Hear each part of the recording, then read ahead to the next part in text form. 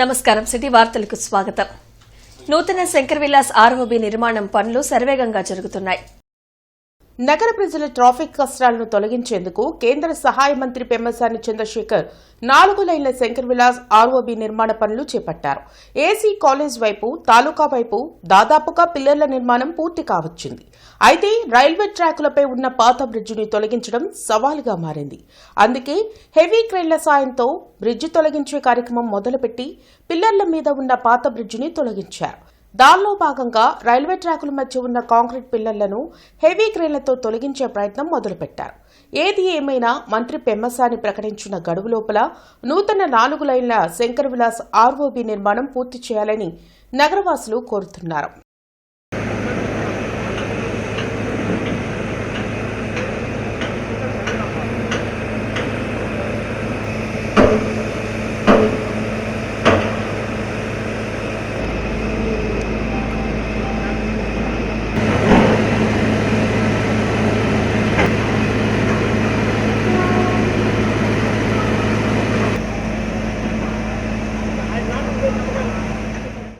Police యంత్రాంగం ఎంత బాగా ఉన్నా కూడా ఇరుకు రోడ్లు కాటానా, ట్రాఫిక్ ఎక్కువ కాటానా గమ్యానికి టైం చేరుకోలేకపోతూ ఉన్నారు. ఇంకొక ముఖ్య అంశం ఏంటంటే ఓల్డ్ కబ్ రోడ్లోని అన్ని హాస్పిటల్స్ అక్కడే ఉన్నందువల్ల టౌన్ నుంచి వెళ్ళవలసిన అత్యవసర పరిస్థితుల్లో ఉన్న పేషెంట్స్ కానివ్వండి, డెలివరీ పేషెంట్స్ కానీ ఇంకోళ్ళు కానీ వెళ్ళాలంటే ఈ గంటల వ్యవధిలో చాలా ఇబ్బంది పడుతూ ఉన్నారు. అటువంటి పరిస్థితులు కొనసాగుతూ ఉన్నాయి. కాబట్టి మరొకసారి ఈ నగర పౌరులుగా గౌరవ ఎంపీ గారిని ఏదైతే ఇచ్చిన మాట ఇచ్చారో 2 సంవత్సరాలు పూర్తి చేయాలని చెప్పేసి ఒకటో పట్టణాన్ని రెండో పట్టణాన్ని కలుపుతూ అందరికీ అనుసంధానం చేస్తున్న శంకర్ విలాస్ బ్రిడ్జిని గత సంవత్సరం జులైలో తొలగింపు చేయటం జరిగింది.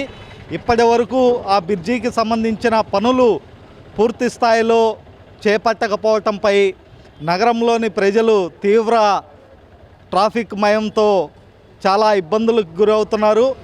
అదిగాక ఏ పని ఉన్నా వన్ టౌన్లోకి రావాల్సిన ప్రజలందరికీ రాలేకపోవటానికి దారులు మూసుకుపోయి ఉన్నాయి. వాటిని ఇప్పటికైనా సమస్యల పరిష్కారం కోసము ఏదైతే బ్రాడీపేట 14వ లైన్లో ఉన్న అండర్గ్రౌండ్ బ్రిడ్జిని ఓపెన్ చేయవలసిందిగా విజ్ఞప్తి చేస్తూ ఇంటర్నెట్ చరిత్రలో సంచలనం సిటీ బ్రాడ్బ్యాండ్. ఇప్పుడు ఇంటింటికి ఇంటర్నెట్, సిటీ నుంచి గ్రామం వరకు అదే స్పీడ్. మీరు ఈ రోజే సిటీ బ్రాడ్బ్యాండ్ కుటుంబంలో చేరండి. రాష్ట్రంలో అప్రకటిత ఎమర్జెన్సీ నడుస్తుందని మాజీ మంత్రి కాకాని గోవర్ధన్ రెడ్డి అన్నారు.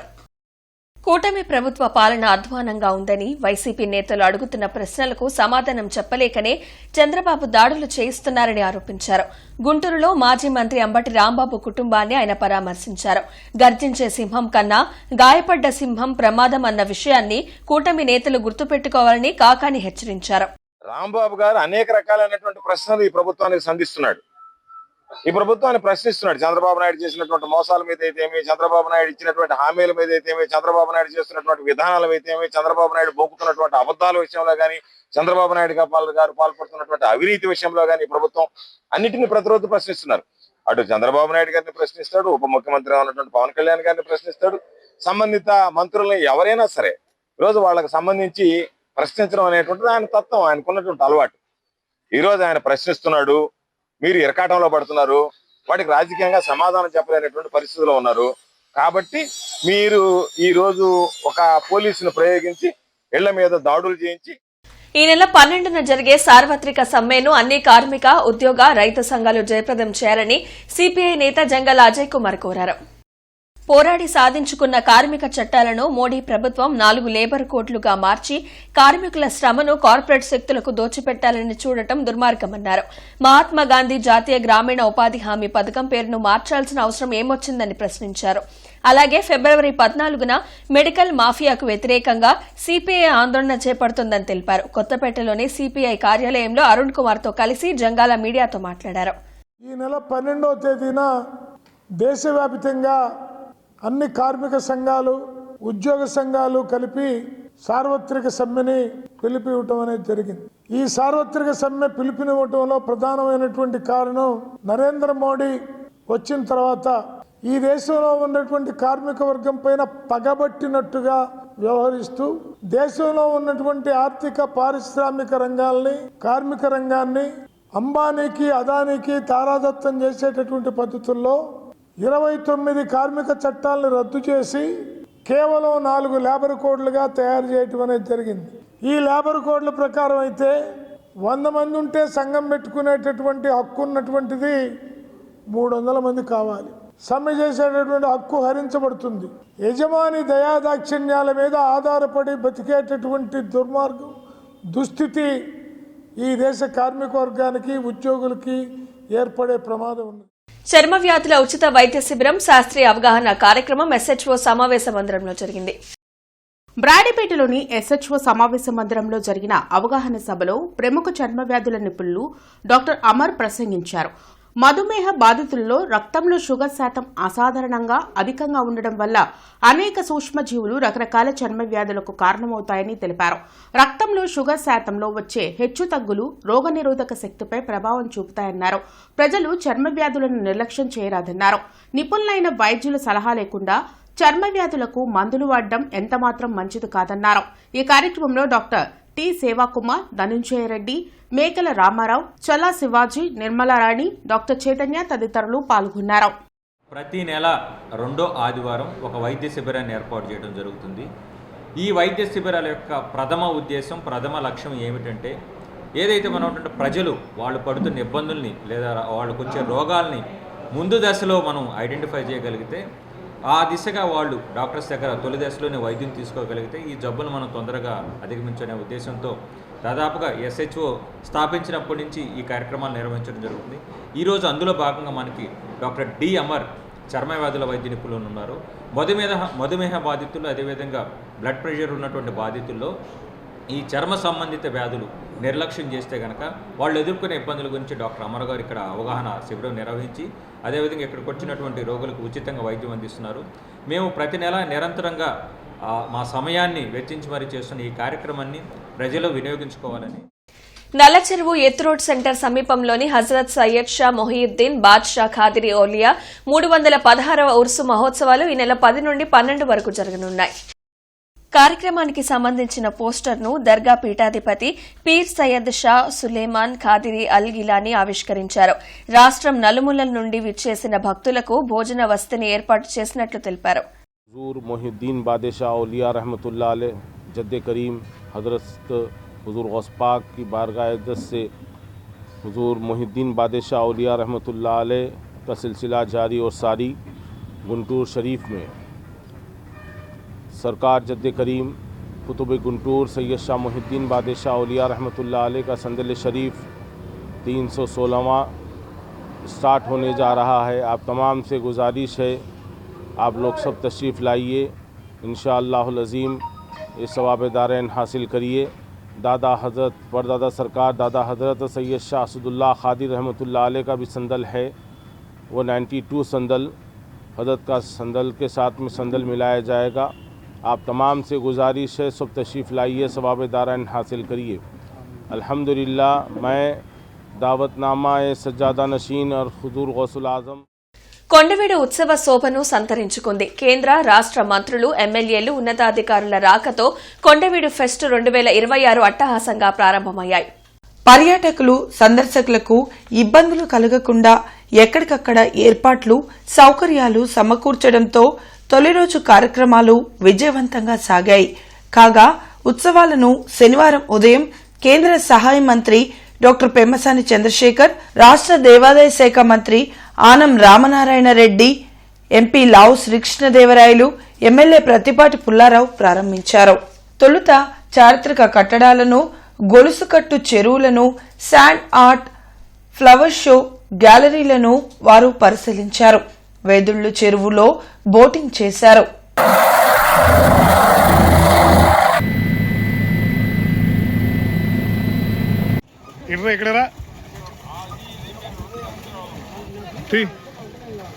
ఇద్దరు ఒక లైన్లో ఉండబడి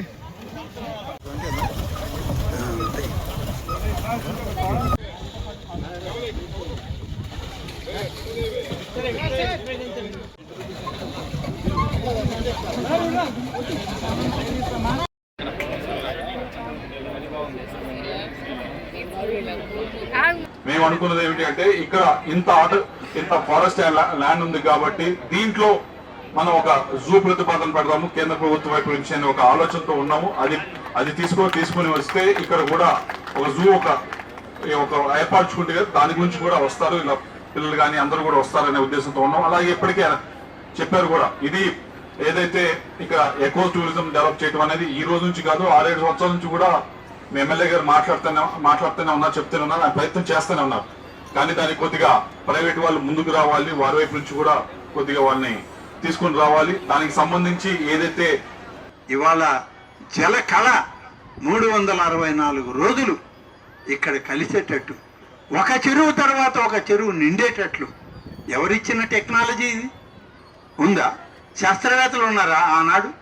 లేదా ఇంజనీరింగ్ కాలేజీలు ఉన్నాయా? లేకుంటే సర్ ఆర్థర్ కాటన్ లాంటి మహానుభావులు, మన గోదావరి బ్యారేజ్ నిర్మాణ సృష్టికర్తలు అలాంటి వాళ్ళు ఉన్నారా? లేరు. ఆనాడు వందల వేల సంవత్సరాల క్రితం ఆనాడు ఉన్నటువంటి రాజ్యాల్లో ఉన్నటువంటి ఆ ముందు చూపు కనబడేటువంటి వాళ్ళు, ముందు దృష్టి చూసినటువంటి వాళ్ళు, వాళ్ళ యొక్క భగవంతుని యొక్క ఆలోచన స్ఫూర్తితో నిర్మాణం చేసినటువంటి ఈ యొక్క జలపాతాలను కానీ జలాశయాలను కానీ మరింత ఎక్కువగా దీన్ని ఏమైనా చిన్న చిన్న పొరపాట్లో లేకుంటే రిపేర్లో ఉంటే తయారు చేసి భవిష్యత్ తరాలకి ఇంకా కొన్ని వందల సంవత్సరాలు ఈ యొక్క చారిత్రక ప్రసిద్ధిని ముందు తరాలకు అందించడానికి ఇవాళ అందరం కలిసి పనిచేయాలని చెప్పి తెలియజేస్తూ, అదేవిధంగా ఈ కొండ మీద మిగిలిపోయినటువంటి పూర్వ వైభవం, కొండవేడి మీద ఏదైతే ఆనవాళ్లు ఉన్నాయో విగ్రహాలు శాసనాలు అన్నిటినీ కూడా తిరిగి గత చరిత్రను నెమరు వేసుకునేటువంటి విధంగా అన్ని చేయటం జరుగుతుంది. ప్రపంచ పర్యాటక కేంద్రంగా తీర్చిదిద్దడం జరుగుతుంది. డెస్టినేషన్ మ్యారేజెస్ కూడా ఇక్కడ ఉండేటువంటి విధంగా ఏర్పాటు చేయడం జరుగుతుంది. అదేవిధంగా మన ముఖ్యమంత్రి గారికి 19 ఫిబ్రవరిలో వచ్చారు. 5 కిలోమీటర్లు నేషనల్ హైవేకి కనెక్షన్ ఇస్తే ఇది అమరావతి రాజధానిలో ది బెస్ట్ టూరిజం ప్లేస్ అవుతుంది అని కూడా చెప్పారు. టెంపుల్ టూరిజం ఉంటుంది, టూరిజం ప్లేస్ గా ఉంటుంది. గత చరిత్ర హిస్టరీ, రెడ్డి రాజుల యొక్క పాలనని, కృష్ణదేవరాయలు గారి యొక్క పాలనని భవిష్యత్ తరాలకు గుర్తు చేసేటువంటి దానికి కూడా ఉంటుందని చంద్రబాబు నాయుడు గారు ఆనాడే చెప్పడం జరిగింది. ఫిబ్రవరి 12వ తేదీన లేబర్ కోడ్స్ రద్దుకై వామపక్షాలు, కార్మిక ప్రజా సంఘాల ఆధ్వర్యంలో చేయనున్న దేశవ్యాప్త సమ్మెను జయప్రదం చేయాలని కేంద్ర కార్మిక సంఘాలు, రైతు సంఘాల నేతలు పిలుపునిచ్చారు. బ్రాడీపేటలోని సిపిఎం కార్యాలయంలో జరిగిన సమావేశంలో ఫిబ్రవరి 12వ తేదీన జరగనున్న దేశవ్యాప్త సమ్మె వాల్ పోస్టర్లను నేతలు ఆవిష్కరించారు. ఈ సందర్భంగా నేతలు మాట్లాడుతూ కార్మిక, కర్షక, రైతు సంఘాల నేతలు ఎన్నో పోరాటాలు చేసి 29 కార్మిక చట్టాలను తెచ్చారని చెప్పారు. కేంద్ర ప్రభుత్వం వాటిని రద్దు చేసి 4 లేబర్ కోడ్లను తెచ్చారని అన్నారు. జాతీయ గ్రామీణ ఉపాధి హామీ పథకాన్ని రద్దు చేసి వీజీ రామ్జీ చట్టాన్ని తెచ్చి గ్రామీణ పేదలకు ఉపాధి అందకుండా చేశారని మండిపడ్డారు. వాటిని వెంటనే రద్దు చేయాలని డిమాండ్ చేశారు.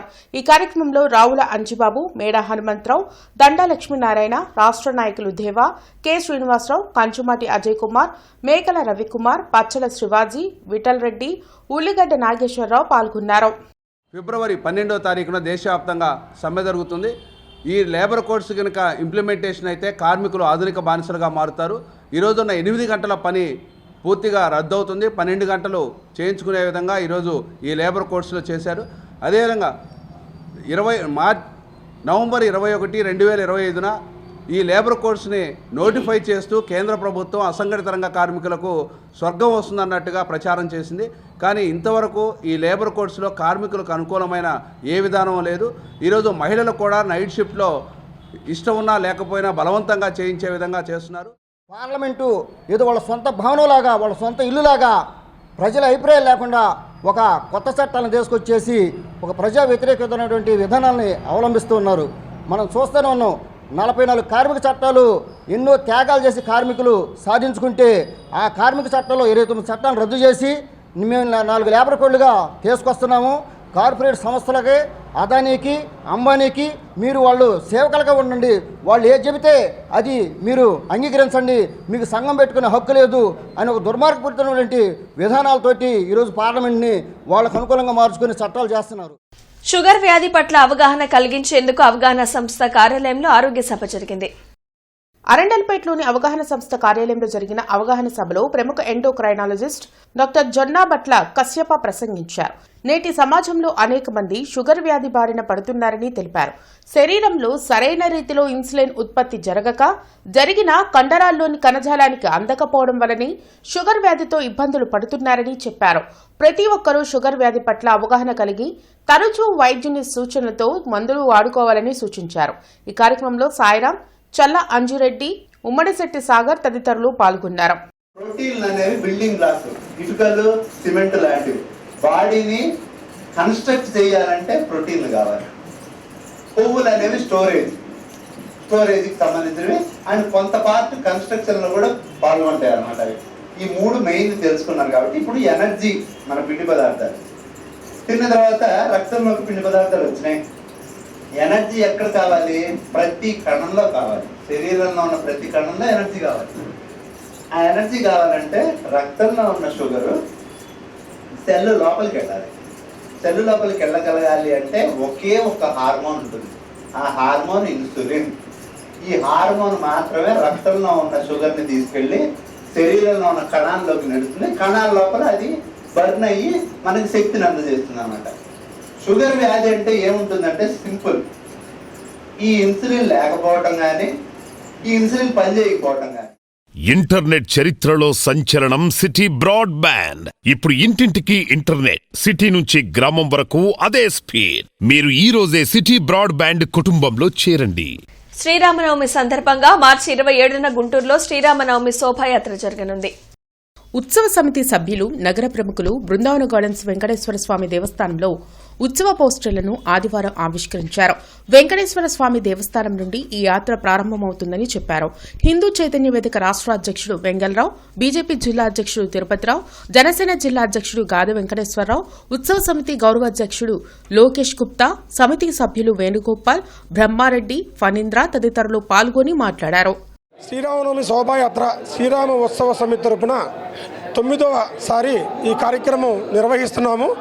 మేము గత 8 సంవత్సరాల నుంచి గార్డెన్స్ వెంకటేశ్వర గుడి నుంచి బయలుదేరి 2 టౌను 1 టౌన్లో నుంచి మాయాబజార్ మీదుగా హనుమాన్ చౌక్ మీదుగా పట్నం బజారు ఎత్తు రోడ్ బొమ్మల సెంటర్ నుంచి అక్కడి నుంచి రామనక్షత్రంతో ఈ కార్యక్రమం ముగుస్తుంది. మొట్టమొదటిగా మేము 1000 మందితో ఈ కార్యక్రమాన్ని ప్రారంభించాము. ఈరోజు హిందూ బంధువులందరూ కూడా సుమారు 40-50 వేల మందితో ఈ కార్యక్రమం గత సంవత్సరం నిర్వహించారని అంచనా. ఈ సంవత్సరం 1,00,000 మందితో మా అంచనా. హిందూ బంధువులందరూ కూడా, ఇది ఏ పార్టీకి సంబంధించింది కాదు, ఎవరికి ఏ మతానికి సంబంధించింది కాదు, ఇది హిందూ బంధువులందరిది. హిందూ బంధువులందరూ కూడా ఈ కార్యక్రమంలో పాల్గొని ఈ కార్యక్రమాన్ని జయవంతం చేయవలసిందిగా కోరుతున్నాము. ఈ వార్త ఇంతటితో సమాప్తం. నమస్కారం.